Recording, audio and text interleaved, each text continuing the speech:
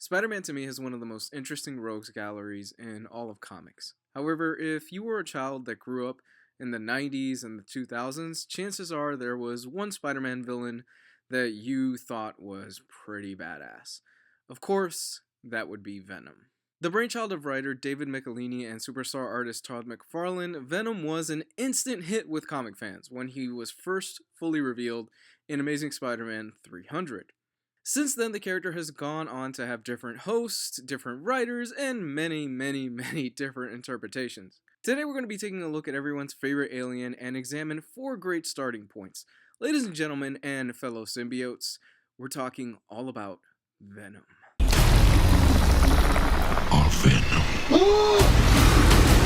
So if one were to decide to start at the very beginning of the character, my recommendation is to pick up the collection Spider-Man Birth of Venom.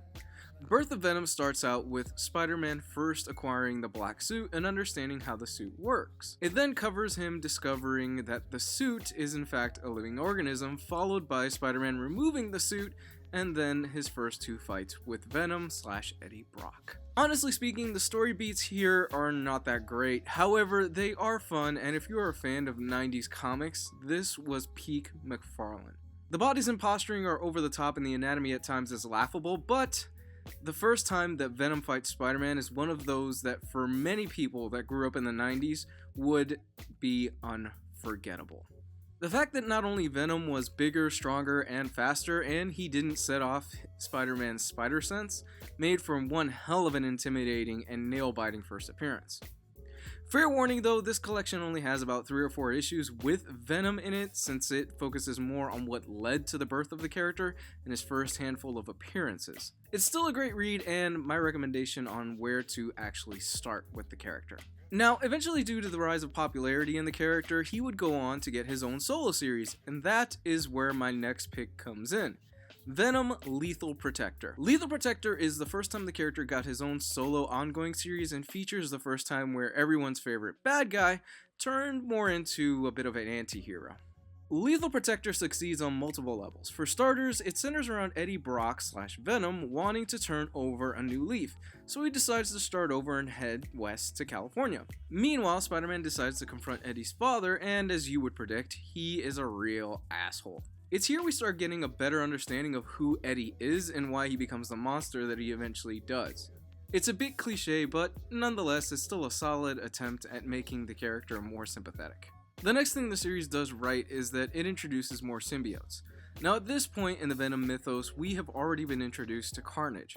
However, in Lethal Protector, we find out that the Life Foundation, the organization that pulled the offspring Carnage from Venom, had actually pulled out 5 more symbiotes, with all different abilities. But why?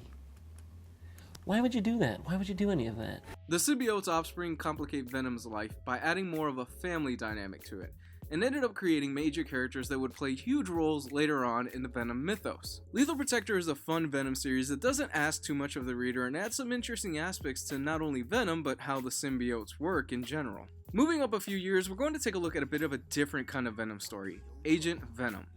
Agent Venom is different from the other 2 on the list because it doesn't focus on Eddie Brock, instead it focuses on Flash Thompson. That's right, Flash Thompson. You remember the asshole that was really mean to Peter Parker back in high school? Turns out that despite the fact that the Flash was a jerk to Peter in high school, he was a huge Spider-Man fanboy, and went on to join the military.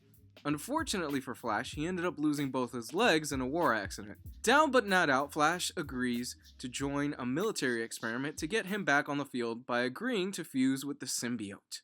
Writer Rick Remender plays a lot with the concept of what would happen if Flash Thompson, a man that loves Spider-Man, had to team up with a being that absolutely hates the wall crawler. It's also interesting to see that Flash, who was once apparently an alcoholic, basically traded one addiction for another in that he becomes obsessed with going out on missions as Agent Venom. Perhaps the biggest surprise to me is that Remender is able to make the Jack-o'-lantern, a D-list villain, a real fucking monster in this. Overall, this is a great story of a man trying to better himself and overcome his own monsters while using a monster to try and make the world a better place. Reader beware though, it does kind of fall off the rails towards the end, however the first 2/3 are fantastic. The last one on my list is not set in the proper 616 universe, but rather in the Ultimate Universe. In this version of the Venom story, the symbiote is not an alien, but rather an experiment to cure cancer and various other diseases. After being dumped by Mary Jane Watson, Peter Parker ends up discovering a tape in which him and his parents had gone on a picnic with a family known as the Brocks. Peter decides to reach out to Eddie after finding this information online. Eddie agrees, and when they meet up the next morning, he shows Peter what their parents had been working on before they died. Turns out that the very thing that they were working on was Venom. Originally, the suit was meant to be worn by a sick person, and it would seek out the individual's sickness and cure them. Without spoiling anything else, you can imagine things eventually go wrong, and we get this universe's incarnation of Venom. I love this story, and I know that there are some diehard Venom fans out there that don't care for this interpretation, but Brian Michael Bendis writes the hell out of this, and I really think that the concept of Venom originally being something that was going to be used for good, turning into evil, is pretty cool. That's it, ladies and gentlemen. I hope I was able to help you out, and I hope you enjoyed this video. Drop me a like down there, comment down below on what's your favorite Venom story, share this video around, and of course, follow me on Facebook, Twitter, and the Patreon tip jar is located in the description. Love you guys. Have a great one.